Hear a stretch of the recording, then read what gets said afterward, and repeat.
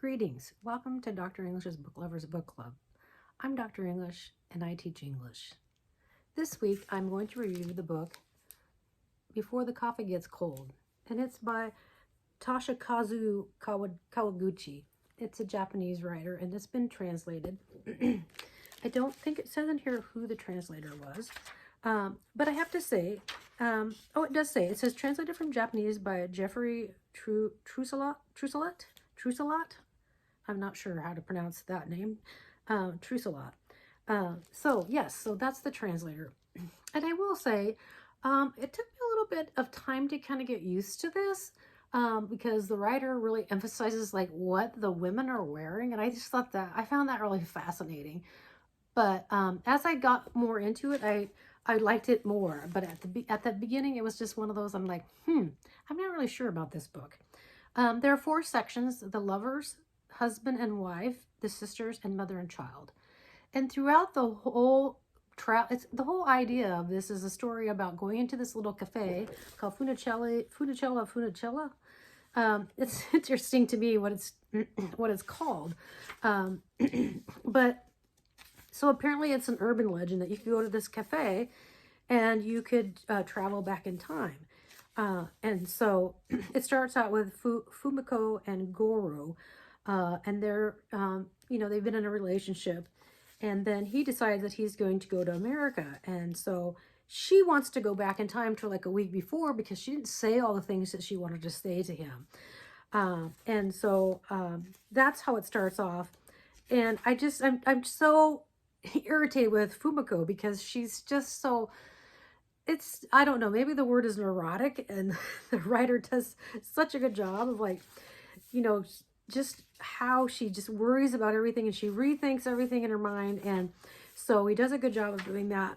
But there's also a part of me that just thinks, wow, does this guy think this is what women really think like? And I'm like, I found it was a little bit, I don't know, I had a hard time believing it at some point. And so that was why I just had questions about that. And then as I got on to the next parts, I felt a little bit differently about Fumiko.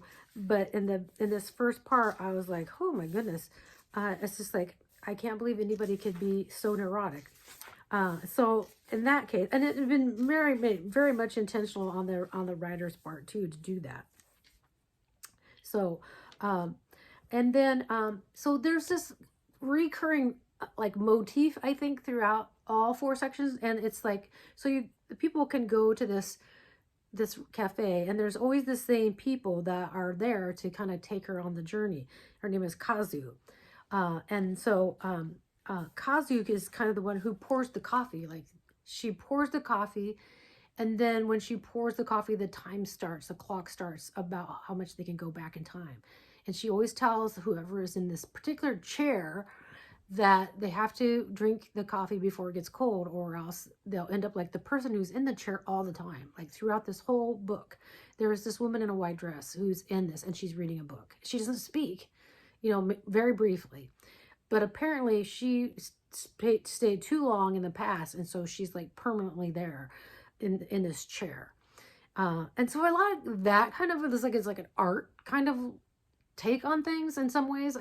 I love that. I just love that recurring motif. It's like, and I don't even know if you would call it a motif, but she's there and she never leaves. And the only time she leaves is go to the bathroom. So that's the time when people who want to go back to the past for as long as their coffee gets cold, they can go, but she has to not be in the seat. And so I just found that an interesting kind of stylistic thing to do. As far as like, it just is not just like people can just come and just randomly do it. They have conversations about, what are they doing? And there are rules. There are rules about going back to the past. And one of the things is they can't change the present. Even if they go back, nothing's going to change in the present. And so I'm going to read an excerpt a little bit here about from when Fumiko finally decides, like she's kind of hesitates about it. And she thought, well, what's the point of going back in the past if it won't change the fact that Goro is going to go to America? And so so she does it anyway. And so she finds out some things about how Goro feels about her when she goes back. But the excerpt I'm going to read to you is right as she's coming back out of her experience, where she does remember to drink the coffee, because that's something that there's a tension in that. Like, are they going to be so wrapped up in going back? Are they going to forget to drink the coffee? But she does. So here's the section about her coming back from going to the past. Fumiko's awareness was fading. Her body was engulfed in a wavering, dizzy sensation. Goro had picked up the bill and was making his way to the cash register with his bag in his hand. Nothing about the present is going to change. It's right that it is not going to change. He made the right choice. Achieving his dream is worth much more to him than I am. I guess I have to give up on Goro. I'll let him go and wish him success with all my heart. Fumiko was slowly closing her bloodshot eyes when, 3 years, Goro said with his back to her. Please wait 3 years. Then I'll return. I promise. It was a faint voice, but the cafe was small. Although now only vapor, Fumiko could clearly hear Goro's voice. When I return. Goro touched his right eyebrow out of habit and, with his back to Fumiko, said something else that was too muffled to hear. Huh? What? At that moment, Fumiko's awareness of that place became shimmering steam. Just as she was slipping away, Fumiko saw Goro's face as he glanced back before leaving the cafe. She saw his face for only a split second, but he was smiling wonderfully, just like the time when he said, Perhaps you could buy me a coffee. When she came to, Fumiko was sitting in the seat, alone in the cafe. She felt as if she had just had a dream, but the coffee cup in front of her was empty. Her mouth still had a sweet taste in it. Just then, the woman in the dress returned from the bathroom. When she caught Fumiko sitting in her chair, she swooped silently up to her. Moved, she said in an eerily powerful low voice. Fumiko started. I'm sorry, she said, standing up from the chair. The dreamlike sensation had still not dissipated. Had she really returned to the past?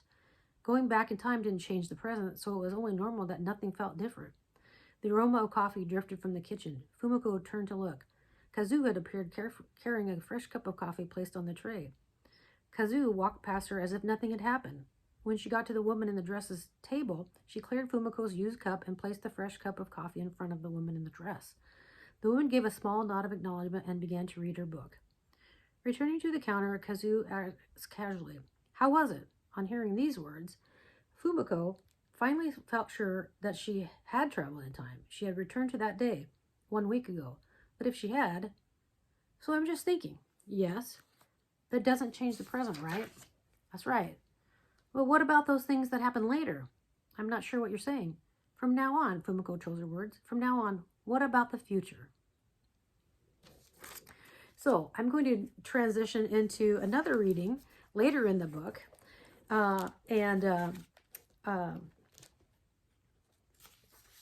It's about the idea of going into the future. And I wanted to read that. Because another person who is always in the shop, it's the wife of the proprietor. Her name is Kai. I want to say Kai, K-E-I, and her husband is Kotaki, and they're married. And I'm not going to give any spoilers, but Kai has a question about for Kazu and Kotaki about going to the future. So here is that. Hearing Kai's request, Kazu poked her head from the kitchen and saw her standing next to that seat. She had no idea what was on Kai's mind. Nagari turned around and saw Kai's back. Oh, come on, you're not serious, he said. Kazu spotted that the woman in the dress was gone and remembered the conversation from earlier that day. Fumiko Kayokawa had asked, could you visit the future too? Fumiko's wish was simple. She wanted to know whether or not in 3 years Goro had returned from America and they were married. Kazu had said that it could be done, but that no one decided to go because it was pointless. But that was exactly what Kai wanted to do. Just one look is all I want. Hang on. If I could see just for a moment, that would be enough. Do you seriously intend on going to the future? Nagari asked, his tone gruffer than usual. It's all I can do. But you don't know if you can meet her. She said nothing. What's the point of going there if you don't meet? I understand that, but... Kai looked pleadingly into Nagari's eyes, but Nagari could only produce one word. No, he said. He turned his back on Kai and withdrew in silence. And so I think I said earlier that Kotaki was the proprietor, but that is incorrect.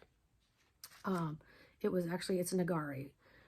And so, so he says no to Kai about going to the future. And I'm just going to leave it at that.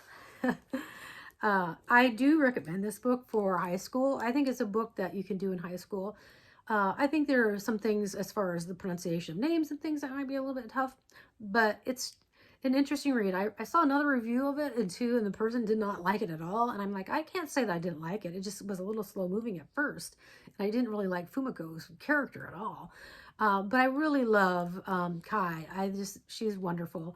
And I love this, I love the ongoing woman in the dress who didn't drink her coffee before it got cold, and she is in that, and it's one particular seat in this little restaurant, little coffee shop that's in a basement, and so it doesn't say exactly where it is, but it doesn't matter, because it is about time travel. It is about people finding out things when they do travel in time. And it's, to me, it's just really heartwarming, like what people really find out when they go back in time, even though they know going in that part of the rules are that you can't change the present. So yes, I would absolutely teach this book. I definitely have it on my shelf for students to pick up and read. I definitely do it in a small group scenario, a book club, and I recommend that everybody read it. It's a quick read.